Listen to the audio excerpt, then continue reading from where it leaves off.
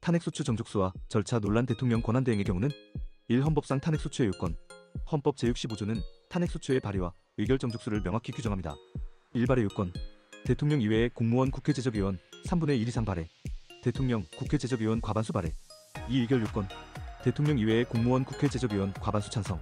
대통령 국회제적위원 3분의 2 이상 찬성. 3. 탄핵소추 의결 후 권한 정지. 헌법 제65조 제3항 탄핵소추의 의결을 받은 자는 탄핵심판이 있을 때까지 권한 행사가 정지됩니다. 2. 피청구인 측 주장 정족수 위반 논란. 피청구인 측은 대통령 권한대행의 탄핵소추가 제적위원 3분의 2 이상 찬성을 충족하지 못했다고 주장합니다. 또한 헌법재판소 주석서를 근거로 대통령 권한대행의 탄핵도 대통령과 동일한 정족수가 적용되어야 한다고 강조합니다. 3법적 근거와 해석. 1. 대통령 권한대행에 대한 탄핵요건. 헌법 제65조는 대통령 권한대행을 별도로 규정하지 않았습니다.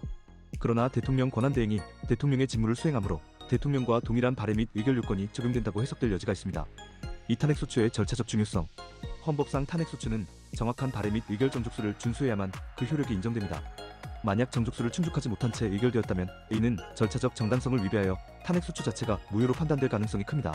3. 국무총리의 탄핵소추 요건. 1. 헌법의 명확한 규정. 헌법은 대통령에 대해서만 가중된 요건을 설정하고 있습니다. 국무총리의 경우 대통령과 달리 제적위원 3분의 1 발의와 과반수 찬성만으로 탄핵소추 의결이 가능합니다. 이 헌법 합치적 해석의 필요성. 탄핵소추 절차는 헌법에 규정된 대로 적용해야 하며 대통령과 동일한 요건을 국무총리에게 적용하려는 해석은 헌법적 근거가 없습니다. 헌법 제65조 제2항을 그대로 적용해야만 헌법적 일관성이 유지됩니다.